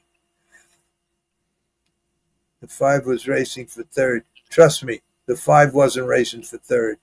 Trust me, the 5 was not racing for third. No, he just means. He means it was third choice that, Yeah, he looked like the third best horse in the race. Right. Yeah. But if he did what I said, he could have been second. Well, how about this? I'll make another stupid statement. If the 5 had the 1 or the 2 hole, he would have won the race. Okay. I'll be honest with you. I don't think the 5 had the speed to park those other 2 horses. No. That's the way the horse goes. They would have got the top no matter what. I don't think the 5 has that kind of speed. No. Because the way he goes, he doesn't look like a brushy, quick. No. The winner who was 1 to 5, the winner who was 1 to 5, made the top easy, backed off the second quarter to 30 seconds, and on the way to the 3/4 pole, pulled the earplugs and gave the horse a shot with the right hand. And then I think got beat at the wire. So the earplugs were pulled after that misstep. No, I'm talking about the winner. I'm talking about the winner. Oh. Okay, let's see. Howard Lieberman, perfect pocket trip and 1 horse had no excuse. Barlett winning everything keeps horses together like Herb Case or that. I'm pissed if I got you. Pocket driver 1 blew it. Okay. Pocket. Howard Lieberman. What's this say about Joe G? Sundance, Joe G, nicer than he was as trainer, and he was the top trainer, classy. We have a lot in common.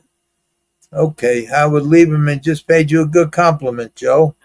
Howard's a really nice guy. I had a nice conversation with him. Thank you, Howard.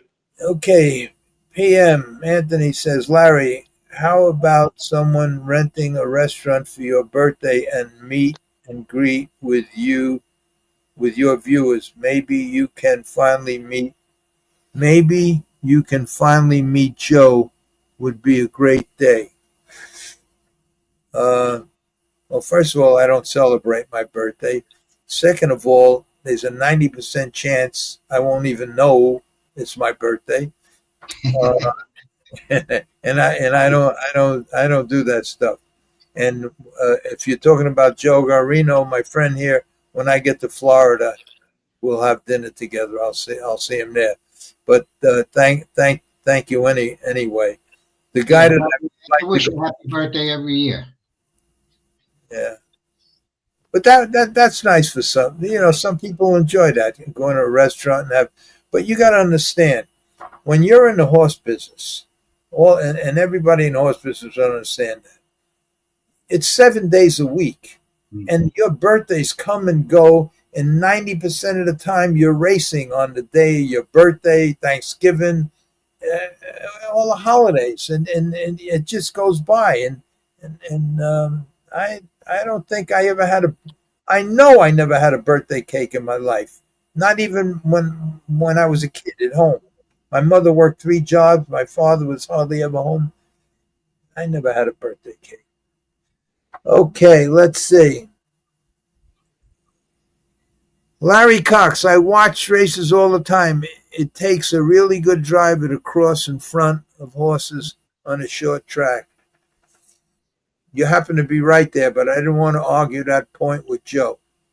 What do you mean? I didn't say cross in front. No, not in front. Behind. Oh, but it's tough just crossing over 4 positions in a short period of time. It's tough. That's what makes it a good move. He definitely had the time. Larry, I told you I had to warm up a horse. Oh yeah, that was it. Yeah, okay. That's what the Sundance told me when about our colors. Oh, let's see, Larry. Not sure of the timeline. Did you ever drive any horses for Anthony or Eddie? No. No, I was out of business when Joe was the big shot. I was out of the business already, and Anthony drove himself. Anthony had horses. I was in barn A. As soon as you come in the stable gate, the first barn was mine. Anthony was in the next barn with Jimmy Curran. So no, I never drove for them, and I don't think if Joe was prominent in the years that I was in Monticello, he wouldn't want me to drive for him because too much. There was too much stuff going on. All right, David. I would have been your friend. Rich Strike won the Derby at 80-1. I wasn't entered, but got in as also eligible when there was a scratch. Okay. Larry's right. Next race. I got one right. Okay.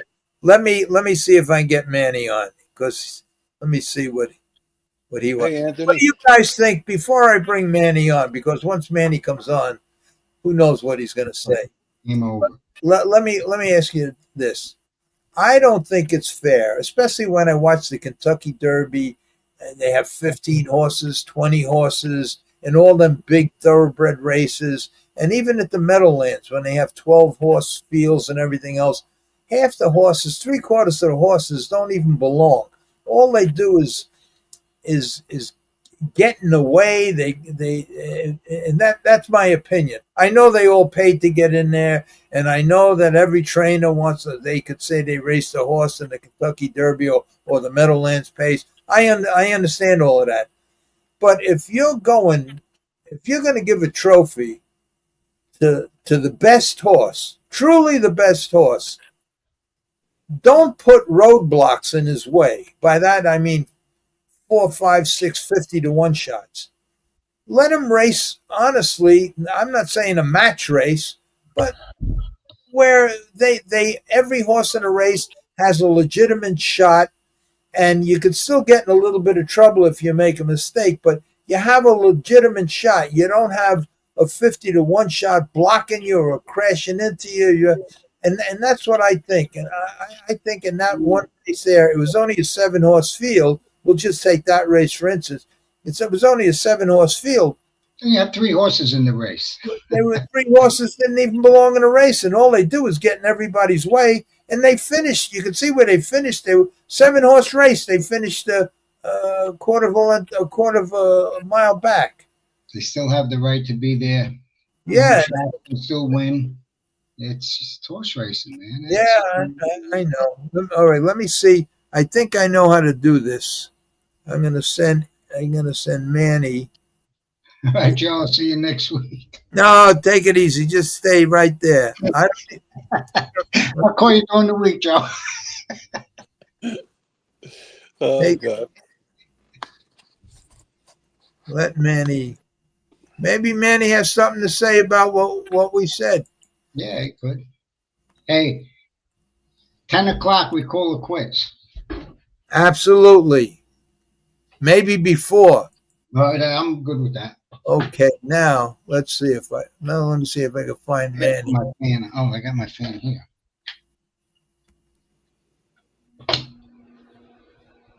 Put your fan on it?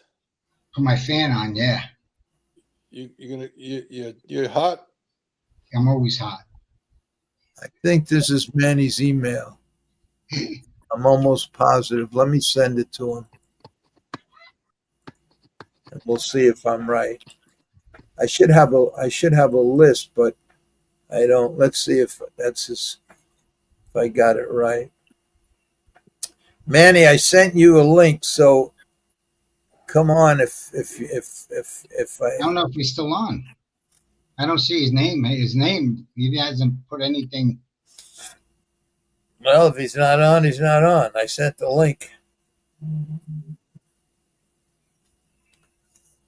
Anyway, so there's really nothing to talk about with the big fields. It's just unfair that you have. But it's unfair to the other horses too. That could have a shot. You never know.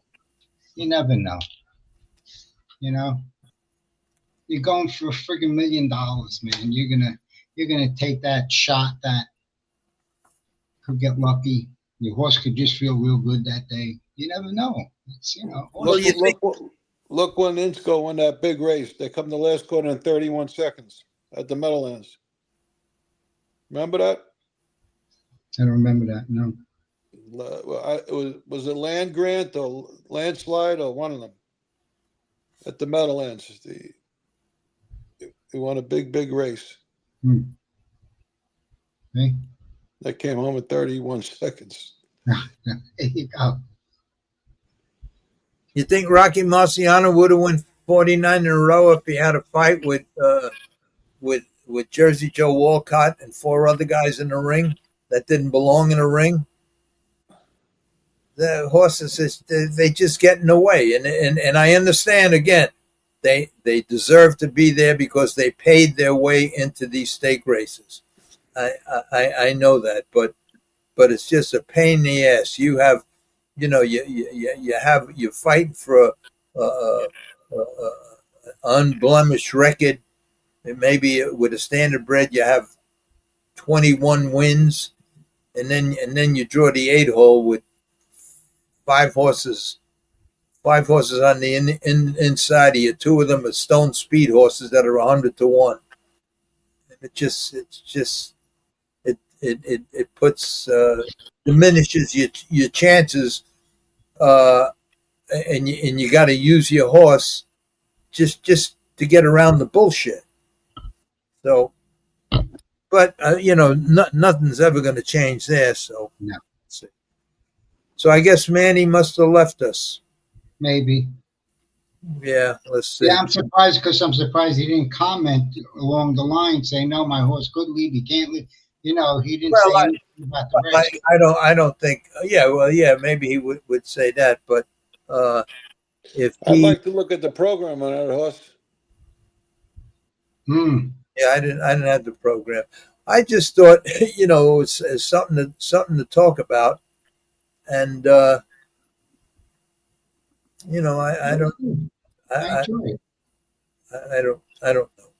Well, it looks like Manny probably finished his cigar and went to sleep. So tomorrow morning he'll call me and he'll say, "Why didn't you put me on? I want to."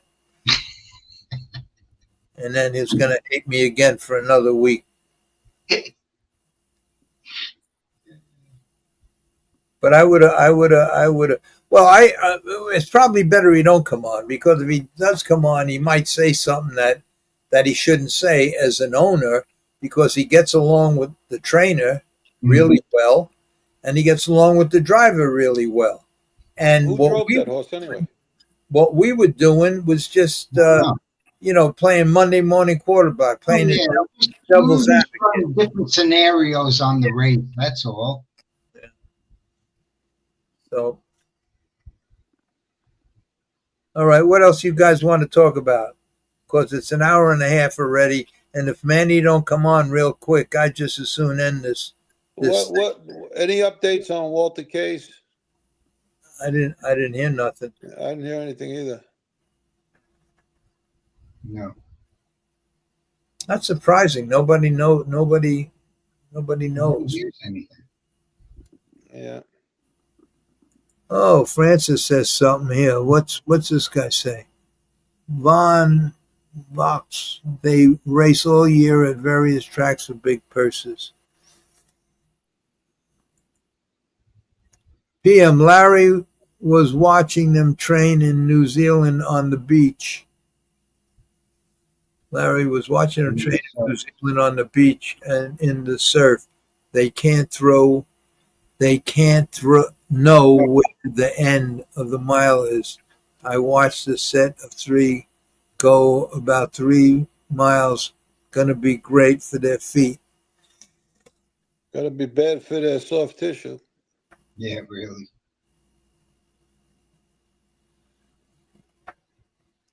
Okay. On that beach. Where the hell is... Okay, Howard Liebman, you're all very easygoing, and for me, enough of my friends, 4 kids, grandkids, asking how I feel, and I love them more than anyone can measure. But soon I'll find out if I'm in a position to enjoy.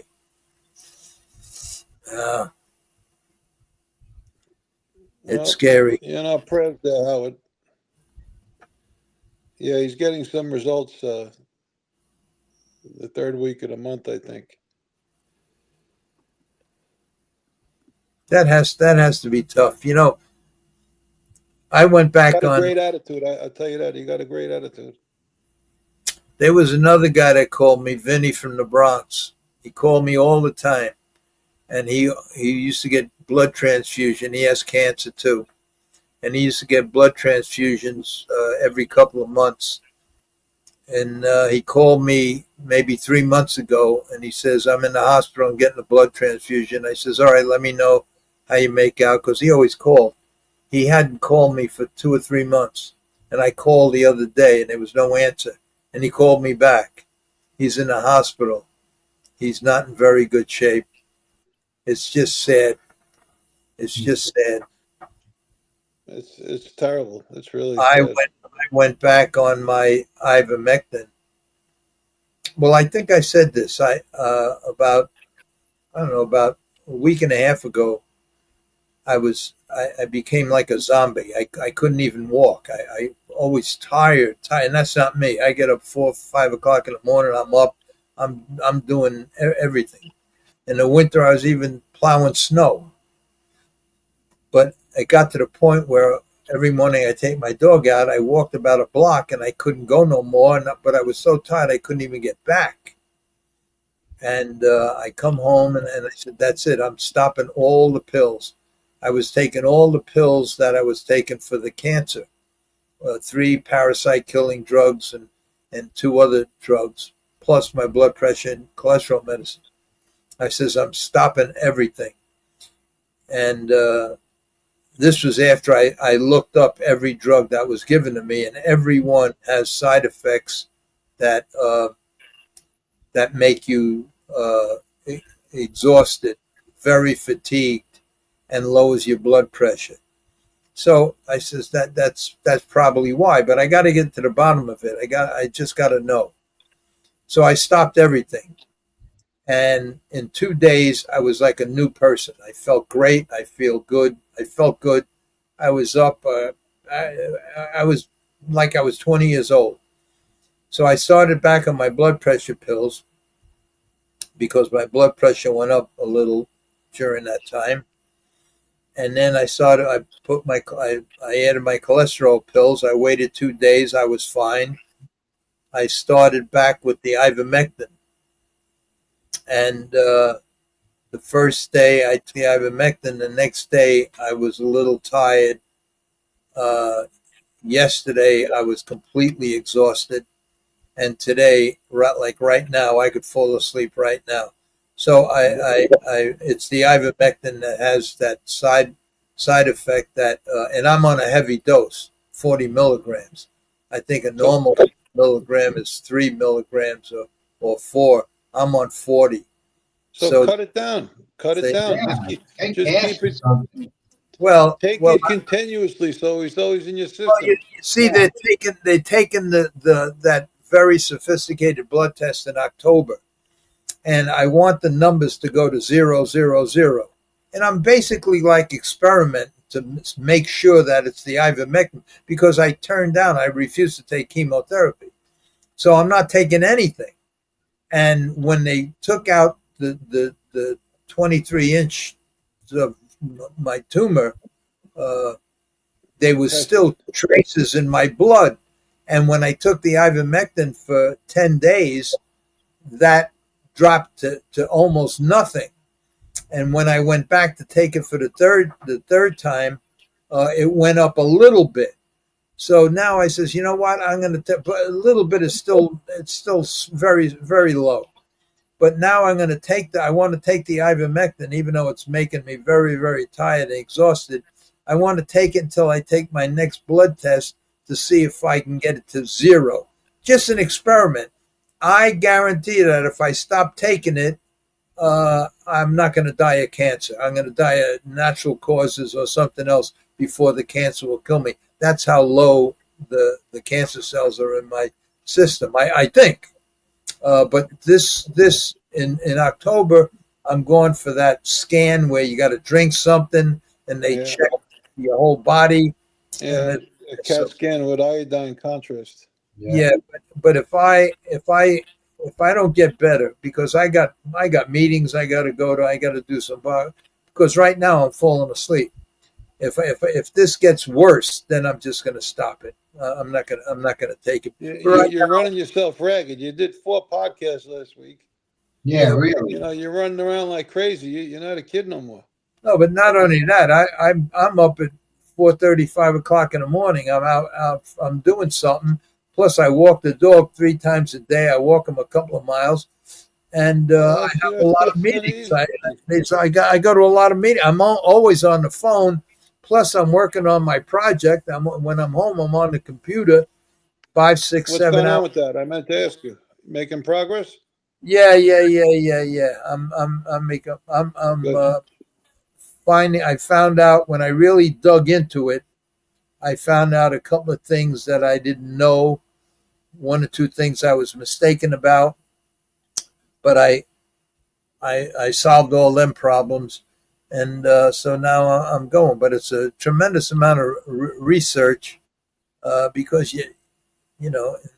Anyway, okay. Let's see. Let me see what I missed here.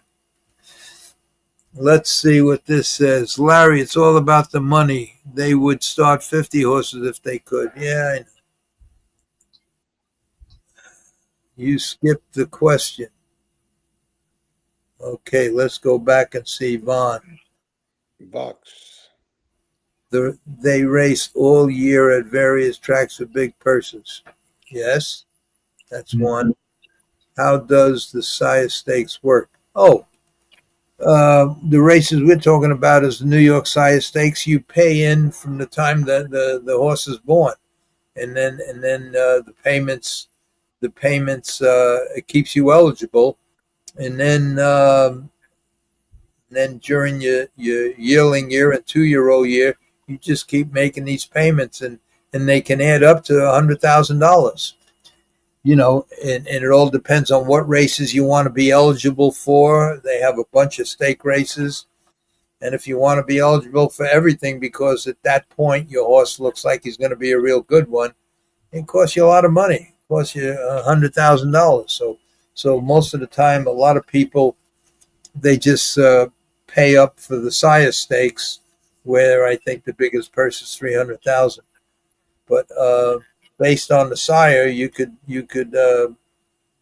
when you buy the horse based on who he's by, you could make yourself eligible for whatever. All you got to do is pay. So when the stake race comes up, let's say in that particular race that we just watched, even though there were 3 horses in there, 4 horses in there that were 50 to 1 and higher, then people probably paid 30, 40, 50,000 just to get to that point. So they deserve to be in the race. They paid to be in the race. But do they belong? No. Do they belong? Yes. So that's it.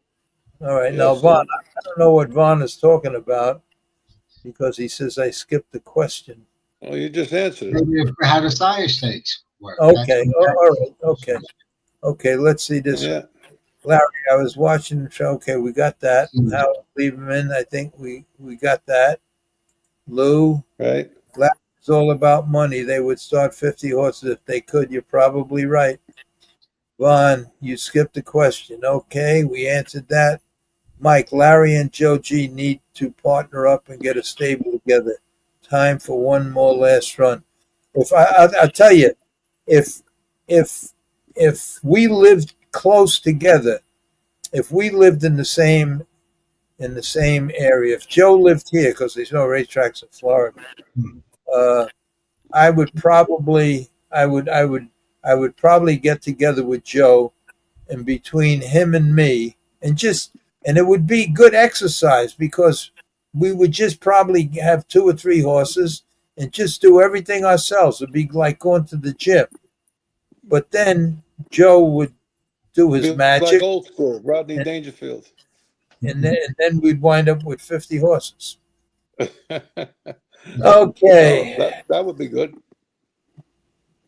You guys are much sharper than most of these young guys making money right now.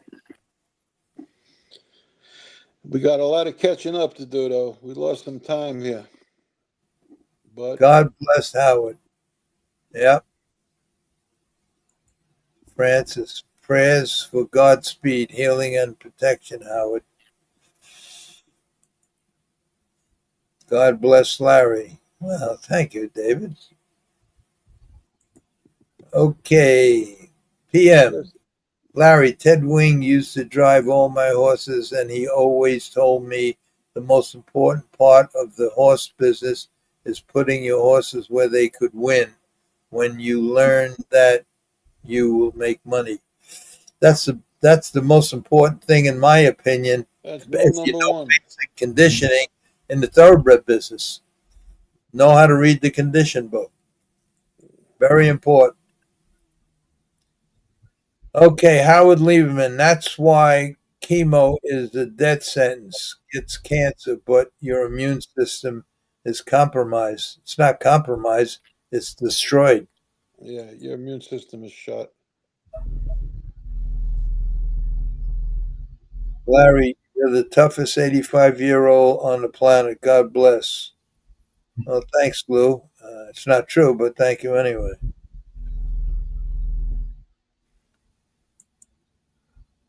Okay, Sundance. Joe, do you remember the horse? He Geronimo. No, Geranium. No, Geronimo. Well, it's either I remember Geranium. I think that was a trotter. And Geronimo, hey, I remember. Here. Manny's here. Hey, Manny's here. Hey, Larry, Joe. Hey, Who else is there? What took you so long? What took you so long coming on?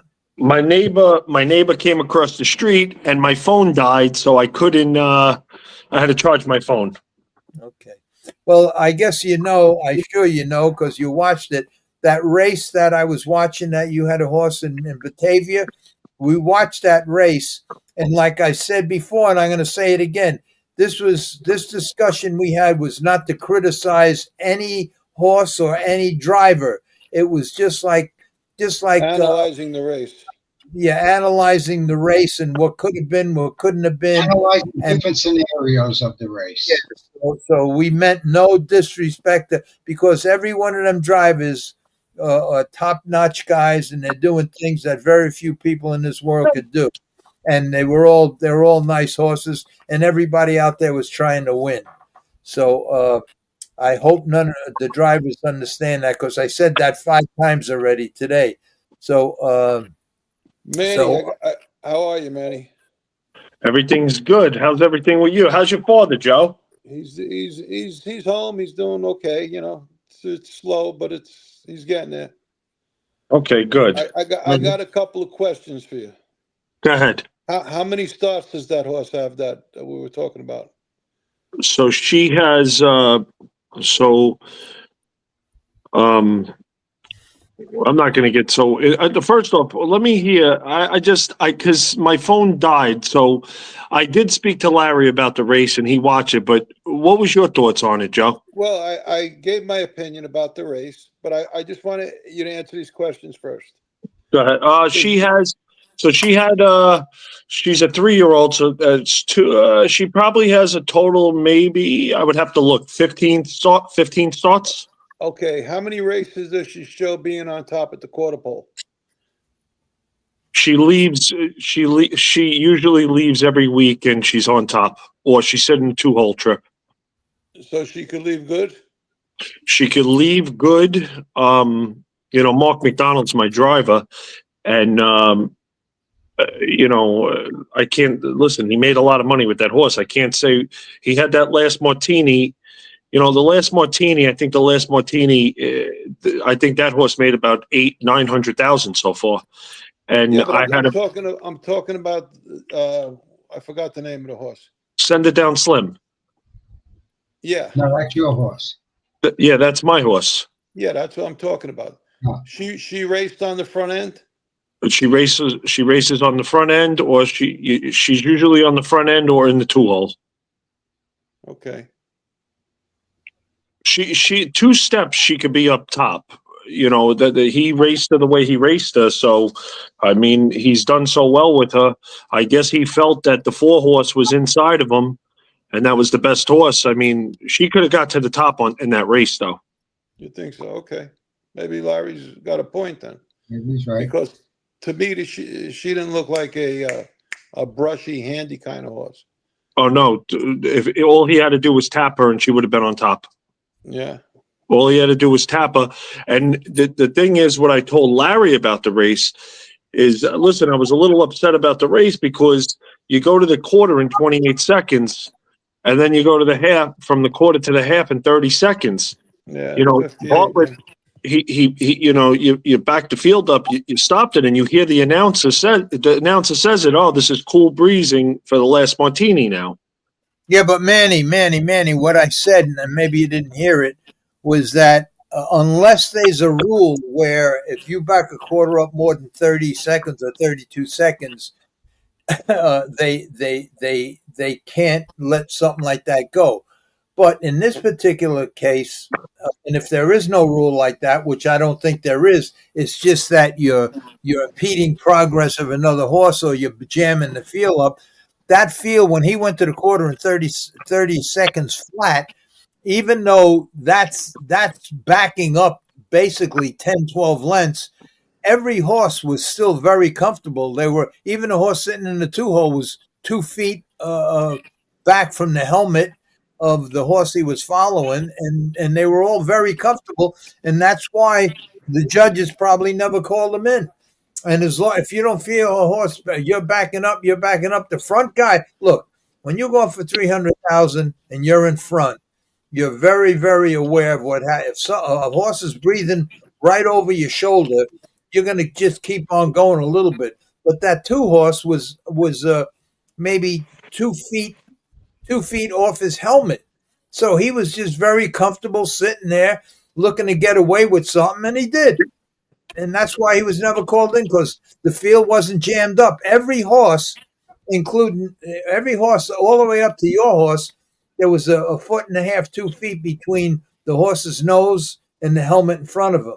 Your horse was the only one that was right on the guy's back and trying to get him out at the 3/8 pole. And the guy your horse was following was half in and half out. Finally, your guy managed to get him out, and he comes second over. But well, Larry, that was the other thing, because I spoke to the driver after the race. He actually called me, and he said that the horse in front of him messed him up. He said because he was half in, half out. He goes, he wasn't making a move, and Manny, that's my whole point. My whole point is when the first and second choice leave and they're on top, and you take back to the 5th position, and in between you and the favorites, there's 300-to-1 shots. What the fuck do you think is going to happen? The horse in the 3-hole ain't coming out first over, sitting behind the 2 favorites. The horse sitting 4th ain't coming out. You're going to wind up being first over. So take your shot early on. That's my opinion. But most of the people agreed with my 2 friends here. But that's like Monday morning quarterbacking. I can't believe we're like arguing about a race that, or we're not arguing. It's just the opinion. No, we're not arguing. We're just talking about scenarios. Where the horse, listen, strategically, what would have been better? That's all. Listen, strategy, racing strategy. We had the 5-hole. It wasn't a bad position to be in.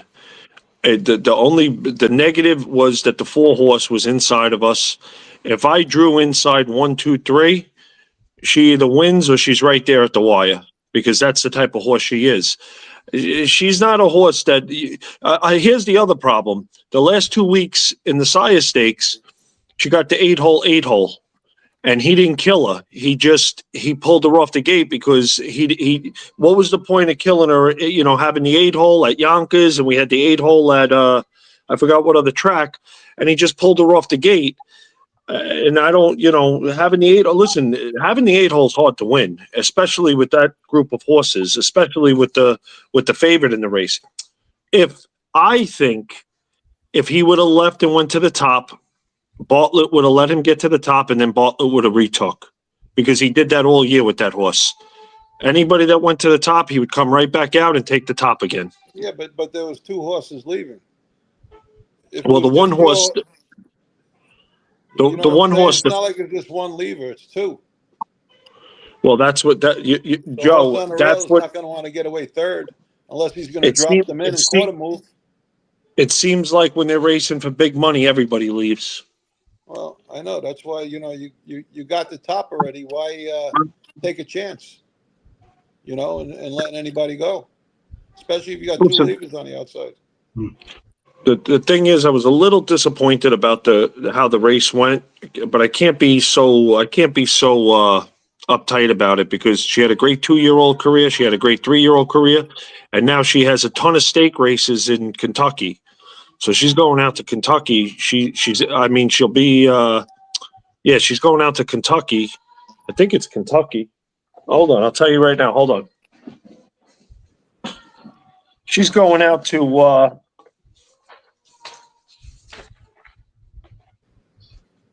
She's going out to Hoosier Park. She's got for the rest of the year, she has a race at Northfield. She has a race. She's in the Reynolds. She's in the Simpson, and then she's got all stake races out in Hoosier Park. So she still has a good couple of races in her, and the thing is, knock on wood, she's very sound. She's a very sound horse. That's what Ray tells me all the time. She's very sound. And I was telling Larry, she wore flip-flops all the time because she toes in with 1 foot and it doesn't bother her, but she had flip-flops. In that race, they took the flip-flops off and they put regular shoes on her. And that's why we really thought, she was coming at the end. You saw how she came at the end, right? She raced giant. Why'd she take that bad skip when she went to the 3 wide? Around the last turn? What happened there? What did he say? I think he said that the horse was going to back into him or something. And then he had to tip the horse 3 wide. No, after that, almost coming out of the last turn, her head bobbed and it kind of backed her up a little bit. It looked like something startled her, or a whip or something might have. Yeah, it had to be a wheel, a whip, or he pulled the hip back. You know what? I got to ask him, because I know what you're talking about in the 3/4. You're talking about around the 3/4 coming to the straightaway. She throws her head up in the air. Yeah. And she sort of a couple of, veered to the outside a little bit. And you know what? That whatever happened there, you know what? I'll ask McDonald when I talk to him. But that right there probably cost her 3rd, because she got 4th. Without a doubt. Without a doubt. Yeah. But she listen by a half a length or whatever. So. Listen, she's a good horse. She's a very sound horse. She's a pretty horse. And I bred her, and one of the good things about breeding her is I get the breeders awards. I get the breeders awards, and she'll have pretty good awards. And you know what? Even though I was offered money for her 3 races back, I'm happy I didn't sell her, because I went on the chart and she's like for the year, she's like in the top 30 horses with earnings for the year. And some people don't even ever get a horse like this. It's hard to get horses like this. You're very fortunate. That's I tell him that. I tell Manny that 3 times a day. He's one of the luckiest guys I know. 3 times a day, I tell him. But we'll see what she does. We'll see what she does. And Larry, just so you know, you could have made that video a lot bigger. There's a little tab that you hit, and it goes straight through. Listen. My brother copied the video. Okay. Oh, okay. Yeah. So you can't. If it was off of YouTube or something, yeah. He tried to make it bigger while he was copying it, but he couldn't. It wouldn't let him do it while he was copying it, because the only way he can turn it into an MP3 to put it on here, he has to record it live, and he had to use his Fire Stick and go on the internet from his Fire Stick to get that race. If it was a YouTube video, no problem. Yeah. So kind of jump through hoops to even get that race on. Manny, this guy Mike asked the question. Man, he says, Manny, are you in the claiming game, or are you just buying young horses? No, I don't claim horses. I only buy.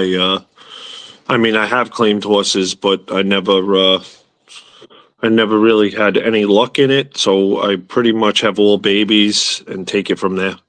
And I breed a lot of my horses. All right. David Arthur says, if Manny's horse can leave, I'd have a problem with my driver. Leave, then yield to the quarter pole. Well, that's one guy that agrees with me. I'm still. Larry, listen to me. The driver's my friend. The trainer's my friend. The driver's made almost $500,000 with the horse. I can't get mad at the driver for one race and say, "Well, why didn't you leave with her? Why didn't you do this?" Why? It's that's like you. That's why I said this is not a criticism. Yeah. I would never. Look. When I was driving. I was. You couldn't compare your guy with me is when I was driving. Okay, your guy, I could learn from your guy. I wasn't criticizing him. This was just analyzing the race for a lot of different reasons, and just talking about different things in different scenarios. What could have happened, what you could have did, what you should. It's like a high school class and playing devil's advocate. Your driver is one of the best drivers in the world, and so are 3 or 4 of them other guys that are in that race. That they were. Look, it was Yannick Gingrich in the race. He had the 7-hole. He had a horse that was 100-1. See what he did? He went to the rail and he stayed there. Stayed out of everybody's way. Never left the rail. Okay, now. In my opinion, that's what I didn't know. The guy on the 3-horse, I don't know who he is, and I shouldn't say this, but why the fuck are you leaving? I mean, what you want to do? Get around the 2?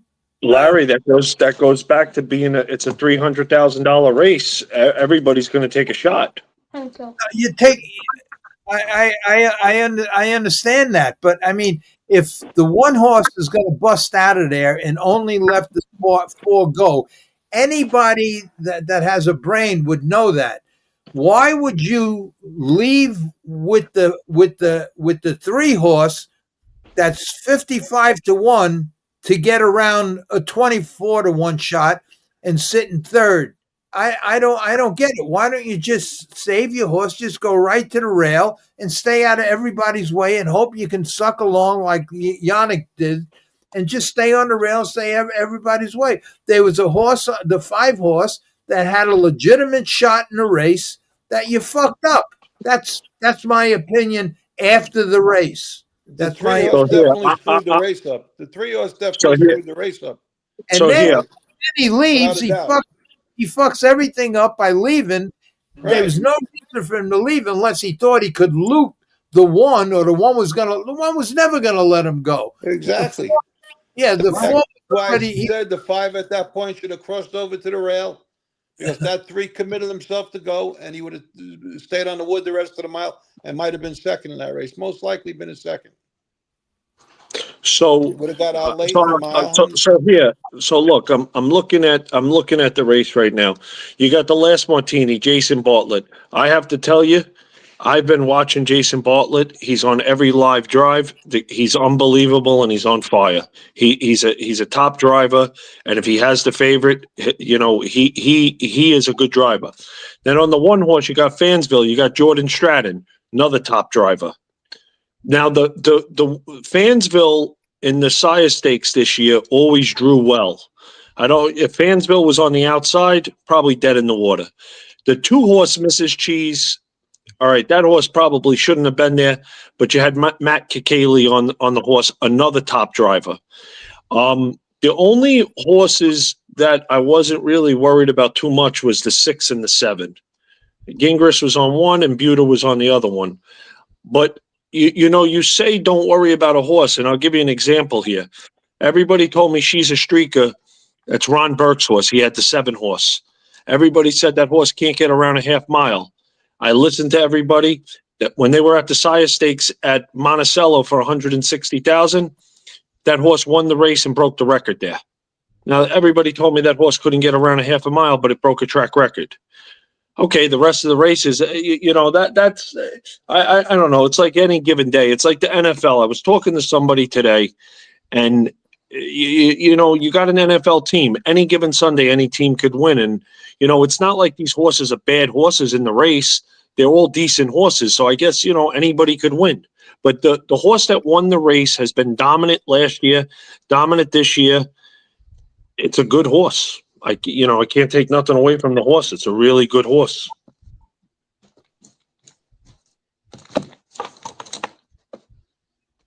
Well, I guess I see here the 3 did leave. I guess the three actually got the lead at this point. Yeah. So that he definitely committed himself. He definitely committed himself, point. And Manny's horse should have crossed right over, and just stayed on the wood the rest of the mile. You're following at least one of the best horses, and you're going to get out late and win. Look. And he was in a perfect spot because he's off the gate. And the one is holding the rail. I mean, without a doubt, cross over already.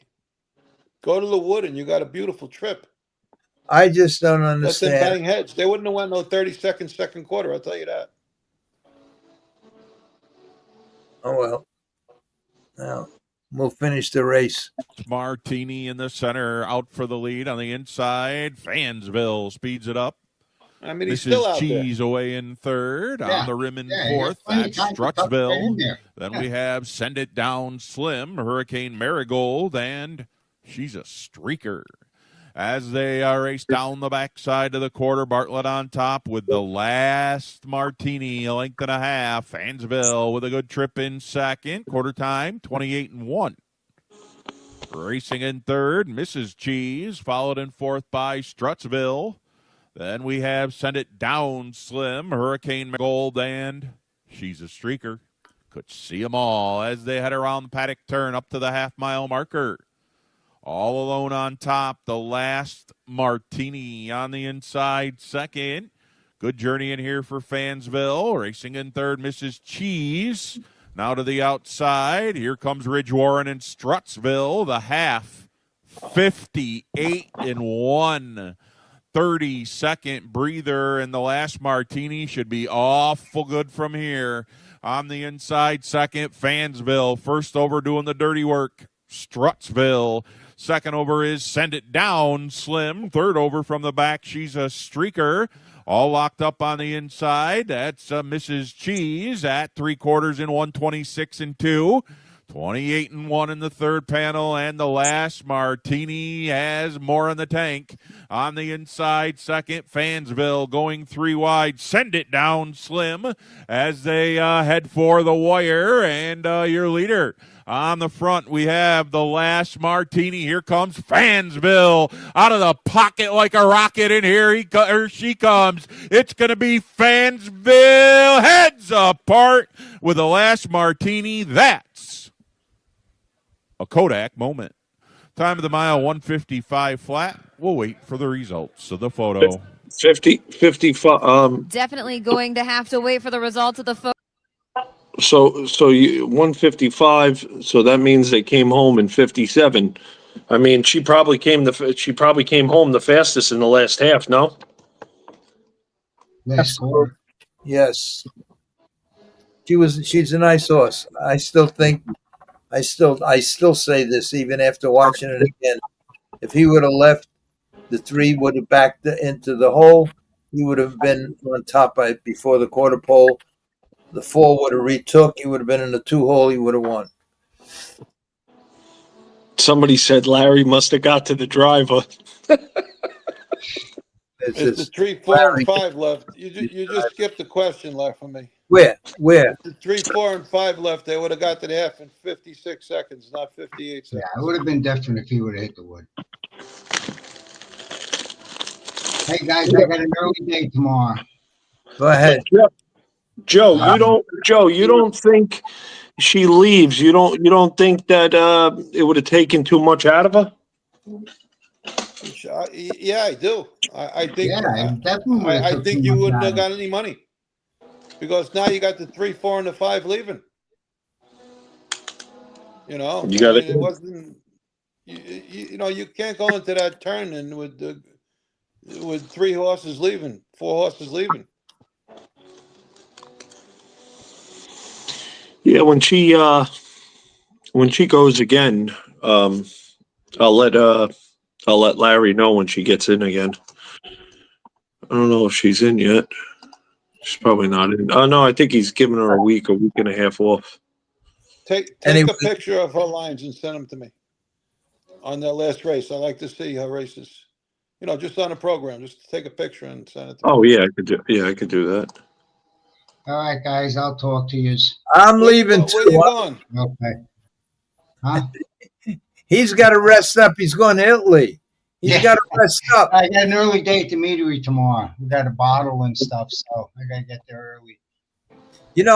I gotta say something before Anthony goes. I gotta say this because I mentioned this to 2 guys already, but I gotta say it to Anthony's face. I always believed that every man in the world cheats on his wife. When that football player cheated on his wife, what was the name of that football? That clean, squeaky guy, and he was on an airplane, and he cheated with his wife, who was a television personality. What the hell was his name? When he cheated on her, I says, there ain't a guy in the world. Men are just born. Men are made to be dogs. Men are made to.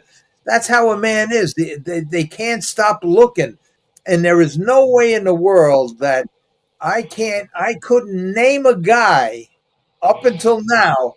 I couldn't name a guy that would be sitting on an airplane, sitting next to even a mediocre looking girl, and the girl halfway through the flight puts a hand on her knee and says, there's something about you that I can't get enough of, and this plane is stopping, and I have a room for the overlay. Would you like to come up? Every guy I know in the whole world would say yes, except one guy, Anthony. Anthony's the only guy that wouldn't do that, and I am totally convinced of that because I saw him and his wife. I saw how. I can't believe how a guy married as long as he's married, they actually really love each other and call each other sweetheart and honey and this and that. And how do you? I don't get it. And I'm sure he still buys her flowers and roses and candy and everything. He's the only guy. Larry, if I was married, I wouldn't cheat on my wife either. No. I wouldn't. Even back before you change your life around? Well, you got to understand something. My second wife, I never, ever even thought about it. I mean, she was beautiful anyway. My first wife, I got married at a high school. So then it was a little different. I got married like an idiot. I was 21 years old. Yeah. But after that, I never would. I just wouldn't. Because I rather split than do that. I think betrayal is a very hard thing to do. I just wouldn't do it. As hard as it is sometimes. Now, before I did something like that, I would end it. Yeah, You that's know, what I'm saying. I would have to I'd be to rather the end it point than. where I wouldn't be married anymore. You know, I got to tell you guys, the more I talk to you guys, the more I'm convinced now I got no shot to get to heaven. You do. It's very Yes, you simple. do. I'm trying to teach you that for a long time. It don't matter what you did your whole life. That's right. Doesn't It matter. doesn't matter. Doesn't matter. I think that at the end of the book, I don't know why, but I know that there's a quote in there in the end of the book says, "I'm just why are you doing this?" And I'm just trying to get to heaven. But after listening to you guys, geez, You don't go to heaven by deeds. You don't go to heaven by deeds. It has nothing to do with it. No. Yeah, but doesn't the Bible say a man should have a couple wives? No, the Bible doesn't say that. Oh. It frowns on adultery. okay, let's see. Scott Nance sends Larry. Scott Nance here. I don't know Anthony, but I'd like your watchers to know what a great trainer and guy Joe Guarino was. He will remember me. We raced together many times at Yonkers. He was very tough. Oh, you got a good compliment from a guy that's pretty sharp guy, Joe. Thank you, and I do remember you. Very, very good. All right, guys. My wife says if I don't get my ass downstairs, she's going to kill me. All right, go ahead. Thanks for coming on. And I'll talk to you during the week. Okay. Go ahead. Go All ahead. right, guys. Good night. All right. Good night. Larry, Scott Nance, yeah. Yeah, Scott, thank you. Okay. There was a question about NFL special that I have to answer. Well, answer it. Who said it? Somebody asked the question about did I ever have a horse named NFL special? Oh, well, go ahead and answer it. I can't Well, I find. don't remember the exact question, so Let me see. it was like two before this.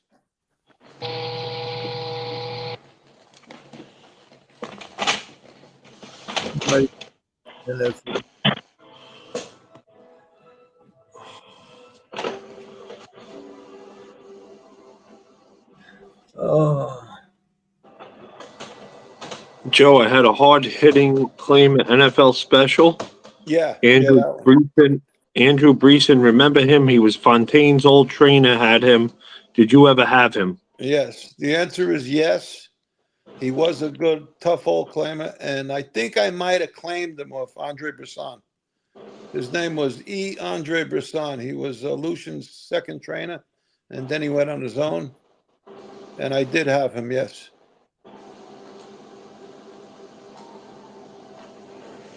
So, Joe, you like that little gray? You like that gray filly? You know, it was the first time I seen her race, and it was a tough race to judge her.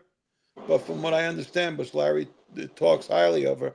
She's pretty good. That's why I'd like to see the program. Here's that race. Did well with her. Here's that question, Joe, from PM.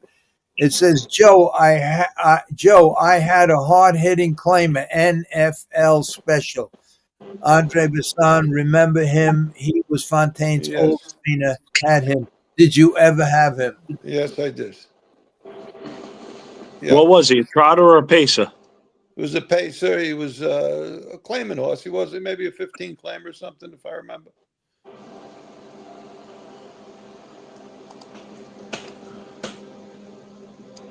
I got the chart. I'm going to send this to you.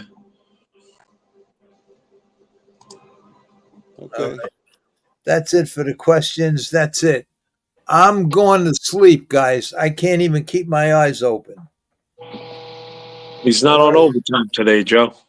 What's that? Yeah, no 3-hour. No marathon show tonight. No, I started back. You didn't hear this. I started back on that ivermectin pills, and they're knocking the shit out of me. Just no pain or nothing, just exhausted. So, but I'm gonna keep. How much? What do you take? 1 pill a day, Larry? 1 pill a day, 40 milligrams. But the reason it's not that bad. I mean, if I had to go out right now, I could go out. But when I was taking all of them pills, that whole cocktail, the 5 of them, that's when I couldn't even walk my dog. I couldn't get up. This is just bullshit. This is just a combination of old age and I wouldn't blame the pill. Because people, I know a lot of people are on that pill for years. And okay, so fellas, Mark McDonald just texted me back because I texted him, and I said, "What happened in the 3/4? What happened in the 3/4 when she moved ahead? The 3-horse Ridge Warren hit her front leg." Okay, we figured something had to happen when she like shied and jumped. Yeah. Okay, that's it, Manny. Thanks for coming on. Take care of yourself. I'm sure I'll hear from you Definitely. in the next day or two. Take care of your bookwork, Joe. Take care of your father. I'll talk to you during the week. Okay. And I'm going to sleep. So you got to have your ice cream first. Don't forget your ice cream. I can't. I'm too tired. I'm going right to sleep right now. Put an ivermectin in the ice cream and just take one down. It'll coat your stomach. Good night. Good night, Joe. Good night, guys. Good night.